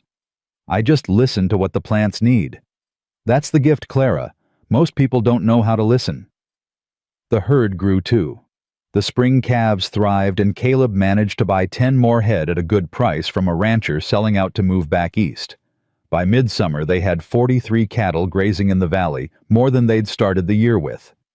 "At this rate, we'll have 100 head by next year," Caleb said one evening, pride evident in his voice. "And then what? And then we keep building, add more land maybe, hire a hand to help with the work." He grinned at her across the dinner table. "Become respectable ranchers instead of hardscrabble homesteaders." "I like being a hardscrabble homesteader." "So do I. But I like the idea of being able to give our children something even more." Our children. The word sent a warm thrill through Clara's chest. They'd been trying for a baby for 3 months now without success, but neither of them was discouraged. These things took time. Mary had assured her of that. "When it happens," Mary had said. "The good Lord works on his own schedule, not ours." Clara believed that. She had to believe it. Because the alternative, that her body was too broken to carry a child, was something she couldn't bear to consider. It was August when Clara first noticed something was different. She woke one morning feeling strange, not sick exactly, but off somehow, like her body was humming at a frequency she didn't recognize. She dismissed it at first, attributing it to the heat or the previous day's work in the garden. But the feeling persisted, and then came the nausea. "You're looking green," Caleb said at breakfast, watching her push food around her plate without eating. "I'm fine, just not hungry." "You're never just not hungry. You eat like a ranch hand." He leaned forward, concern creasing his brow. "Are you sick?" "I don't know. Maybe." Clara set down her fork. "I've been feeling strange for a few days, tired, queasy. My body feels different." Caleb went very still. "Different? How?" "I can't explain it. Just different." She looked at him, and something in his expression made her heart skip. "What?" "Clara." His voice was careful, measured. "When was your last monthly?" The question hit her like a lightning bolt. She counted backward in her head, then counted again, certain she must be wrong. "6 weeks ago," she whispered. "Maybe 7. Caleb was across the table in an instant, kneeling beside her chair, his hands gripping hers. "Clara, do you think—" "I don't know. I don't want to hope too much in case. We should send for Mary. She'll know what to look for." "Caleb, it might be nothing. I could just be late because of stress or the heat, or you could be carrying our child." His voice cracked on the word child. "Please, Clara, let me send for Mary." She looked into his pale green eyes, saw the desperate hope there, and nodded. Mary arrived that afternoon, took one look at Clara and smiled. "Oh, honey," she said, pulling Clara into a hug. "I think you already know, don't you? I don't want to say it out loud, in case I'm wrong." "You're not wrong." Mary pulled back and studied Clara's face with experienced eyes. "I've seen enough pregnant women to recognize the signs. The pallor, the nausea, the way you're holding yourself." She smiled wider. "You're going to have a baby, Clara Thornton." Clara's vision blurred with tears. "You're sure?" "As sure as I can be without a doctor. But if you want the midwife I told you about, Sarah Jenkins, she can come examine you properly. I'll send word today." "Please." "Yes." Clara was laughing and crying at the same time, her hands pressed to her still flat belly. "I can't believe it. After everything, after all the doctors who said, "Doctors don't know everything." Mary squeezed her hands. "Your body is stronger than they gave it credit for, just like you." Caleb burst through the door at that moment, unable to stay outside any longer. Well, what did Mary say? Clara looked at her husband, at this man who had given her everything, and felt joy rise up in her chest like a wave. "You're going to be a father," she said. For a moment, Caleb didn't move, didn't breathe. Then he crossed the room in 2 strides, dropped to his knees beside her chair, and buried his face in her lap, his shoulders shaking with silent sobs. "A father," he managed, his voice muffled. "I'm going to be a father." Clara stroked his hair, her own tears falling freely. "We're going to be parents, Caleb. We're going to have a family." He looked up at her, his face wet, his eyes shining with more hope than she'd ever seen there. "I love you. God, Clara, I love you so much. I love you too." She cupped his face in her hands. "Now stop crying, or you'll make me worse." He laughed at that, a broken, joyful sound, and pulled her close. Behind them, Mary was crying too, dabbing at her eyes with her apron. "I'll leave you two alone," she said. "But I'm sending word to Sarah today. She should be here within the week." "Thank you, Mary, for everything. That's what family is for." Mary smiled and slipped out the door, leaving them alone with their miracle. The pregnancy was not easy. Clara had known it wouldn't be. The doctors in Boston had warned her that her condition would make carrying a child difficult, that the strain on her body could be dangerous. But knowing something intellectually and living through it were very different things. The nausea lasted well into her 4th month, leaving her weak and exhausted. Her back ached constantly from the strain of supporting her growing belly while seated. She couldn't move as freely as before, her wheelchair becoming more confining as her body changed. But she endured. For the baby. For Caleb. For the family they were building together. Sarah Jenkins, the midwife from Cheyenne, came twice during the pregnancy to check on Clara's progress. She was a practical woman in her 50s, with steady hands and knowing eyes, and she'd helped dozens of women with difficult pregnancies. "You're doing well," she said during her second visit in Clara's 6th month. "The baby is strong. I can feel it moving." "Is it safe with my legs with everything?" "There are no guarantees in childbirth, Mrs. Thornton, but I've seen women in far worse condition than you deliver healthy babies." Sarah's eyes were kind, but honest. "The birth will be challenging. Your muscles don't work the way they should, which means pushing will be harder. But we'll manage. Women have been having babies since the beginning of time, and we always find a way." "What do I need to do?" "Rest when you can. Eat well. Let that husband of yours take care of you." Sarah smiled. "And trust your body. It knows what it's doing even if you can't feel all of it." Clara tried to follow that advice. She rested, more worked less in the garden. Let Caleb take over the household tasks she'd claimed as her own. It chafed at her independence, but she reminded herself that this was temporary, that the goal was worth the sacrifice. The baby grew. Clara's belly swelled, and as winter approached again, she felt a sense of coming full circle. 1 year since she'd stepped off that train. 1 year since her life had changed forever.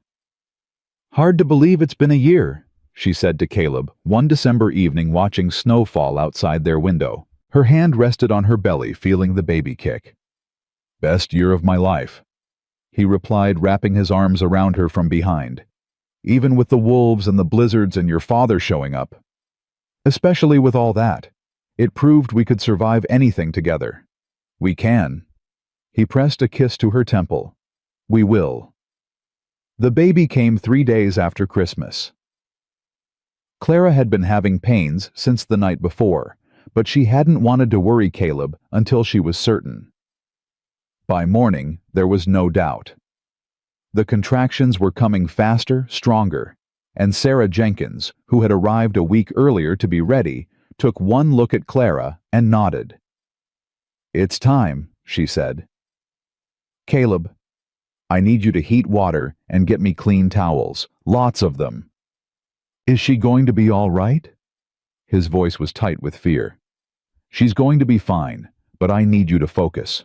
Can you do that?" Caleb looked at Clara, saw her face twisted with a contraction and something hardened in his expression. "Tell me what to do." The hours that followed were the longest of Clara's life. Sarah had been right. Pushing was nearly impossible.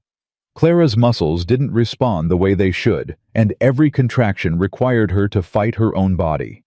She screamed until her throat was raw. She gripped Caleb's hand until her knuckles turned white. She prayed and cursed and pushed with everything she had. "I can't," she gasped at one point, exhausted beyond measure.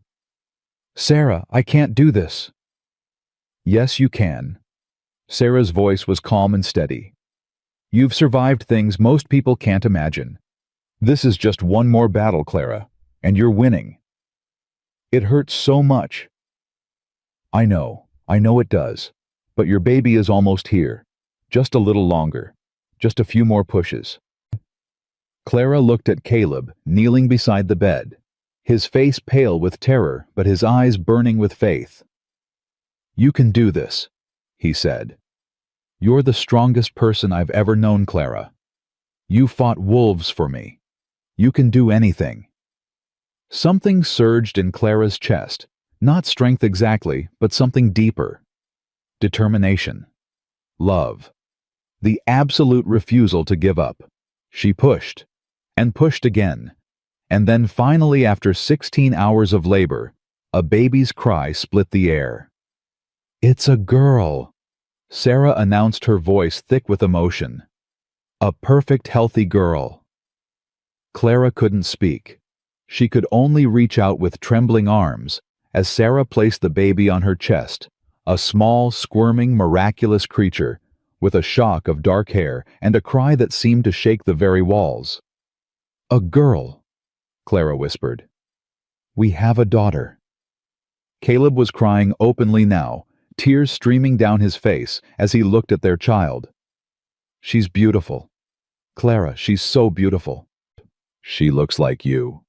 Clara touched the baby's tiny face, overwhelmed with love so fierce it frightened her. "She has your hair. And your stubbornness. Listen to that cry." Clara laughed through her tears. "She's going to give us trouble." "Good. I wouldn't have it any other way." They named her Hope. It seemed fitting somehow. This child born of hope, nurtured by hope, arriving in a world that had tried to convince both her parents that hope was foolish. Hope Thornton. The name felt like a promise and a rebellion all at once. The weeks that followed were a blur of feedings and sleepless nights, and the overwhelming learning curve of new parenthood. Clara had never felt more exhausted or more alive. Every time she looked at her daughter, she felt the same surge of wonder that had hit her that first moment. This was real. This was hers. This was the family she'd traveled 2,000 miles to find. "I wrote to my father," she told Caleb one evening as Hope nursed at her breast. "You did? I wanted him to know he had a granddaughter, and that I forgive him." Caleb raised an eyebrow. "Do you?" "Not entirely. Maybe not ever. But holding Hope, I understand something I didn't before. Fear makes people do terrible things. My father was afraid of scandal, of uncertainty, of anything he couldn't control." Clara looked down at her daughter's tiny face. "I never want Hope to know that kind of fear. I want her to grow up believing she can do anything." "She will. With you as her mother, how could she not?" Spring came early that year, melting the snow and flooding the valley with wildflowers. Clara spent hours on the porch with Hope in her arms, showing her daughter the world she'd been born into. "See the mountains?" she would say, pointing to the distant peaks. "Your father and I came here with nothing, just hope and determination. And look what we built." Hope would gurgle and wave her tiny fists, and Clara would laugh and hold her closer. It was during one of these moments that it happened. Clara was sitting on the porch, Hope in her lap, when she felt something she hadn't felt in almost 4 years. A tingling in her legs, a faint, almost imperceptible sensation of warmth spreading through muscles that had been dead for so long. She froze, afraid to move, afraid to hope. "Caleb." She called, her voice strange. He appeared in the doorway immediately. "What's wrong?" "Nothing's wrong. She swallowed hard. "I need you to hold Hope for a moment." He took the baby, his expression confused, and watched as Clara gripped the arms of her wheelchair with trembling hands. "Clara, what are you?" "Hush. Just give me a moment." She closed her eyes and concentrated, focused on the sensation in her legs, on the tingling that was growing stronger.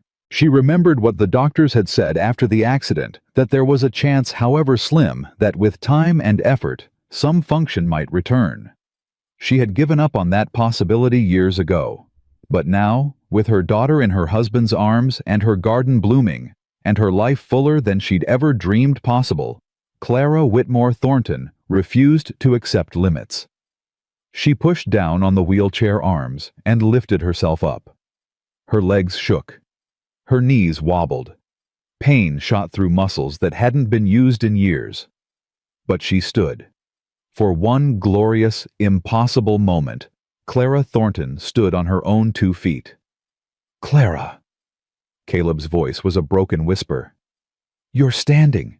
You're—" Her legs gave out and she collapsed back into the chair. But she was laughing, crying, shaking with the enormity of what had just happened. "Did you see that, Caleb? Did you see?" "I saw." He was beside her in an instant, Hope still in his arms, his free hand gripping hers. "My God, Clara, I saw." "I stood up. I actually stood up. You did more than that. You showed our daughter that nothing is impossible."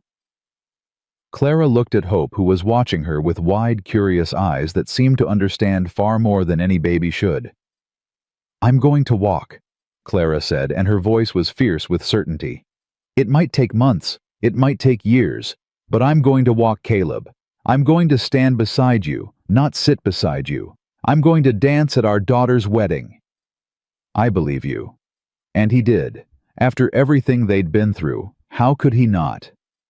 The months that followed were the hardest of Clara's life, harder even than the pregnancy, harder than the birth. Learning to stand, to take steps, to force muscles that had atrophied to work again, it was agonizing, frustrating, and slow. But Clara refused to give up. Mary brought her crutches that Jake had made specially carved from strong ash wood with padded handles. Sarah Jenkins returned to help design exercises that would strengthen Clara's legs. And Caleb was there every step of the way, catching her when she fell, encouraging her when she despaired, celebrating every tiny victory. The first step came in July, one halting, trembling step across the cabin floor. The second step came easier. By Hope's first birthday, Clara could walk the length of the porch with her crutches, her legs shaking, but her smile radiant. "Look at you," Mary said, tears streaming down her face. "Just look at you. I told you I'd do it. You did. And I never should have doubted." Clara looked around at the people gathered on her porch, Mary and Jake, their daughters, Sarah Jenkins, who had come all the way from Cheyenne for the celebration, and Caleb holding Hope on his hip, his eyes bright with pride and love.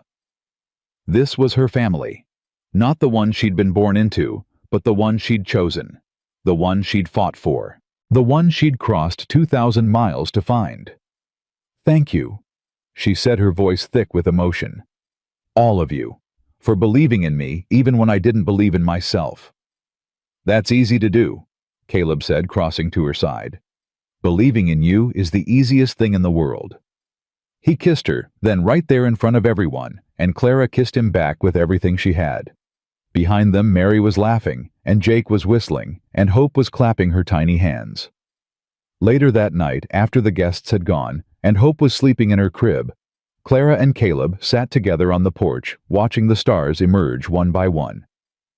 "1 year ago today, I stepped off a train and into your life," Clara said softly. "I was scared and broken and sure that I didn't deserve anything good. And now I know better." She turned to look at him, this man who had changed everything. Now I know that I'm not broken. I'm just built differently. And that's not a weakness, it's a strength. Caleb took her hand, threading his fingers through hers. I'm glad you got on that train, Clara Thornton. I'm glad you placed that advertisement, Caleb Thornton. Even with the wolves and the blizzards and your father, especially with all that, it made us who we are. He pulled her close, and she rested her head on his shoulder, looking out at the land they'd built together. The cattle grazing in the moonlit valley. The garden she'd planted and nurtured. The cabin that had become a home. And somewhere inside, their daughter slept dreaming dreams of a future neither of them could imagine yet. I love you, Caleb said. I love you too. Simple words. But they held everything: the past they'd survived, the present, they'd built, the future they'd create together. Clara Thornton had crossed 2,000 miles to find a home. She had faced blizzards and wolves and rejection. She had fought her own body and won. She had loved and been loved in return. And in the end, that was enough. That was everything. The cowboy had made one Christmas wish, and she had appeared on the morning train. But what happened after was no miracle. It was choice and struggle and determination. It was two broken people refusing to stay broken. It was love built not on dreams, but on the hard, beautiful work of living. Clara Thornton had come to Wyoming Territory seeking a second chance at life. She had found something far greater, a life worth living, a love worth fighting for, and a home that no one could ever take away. And that, in the end, was the greatest miracle of all.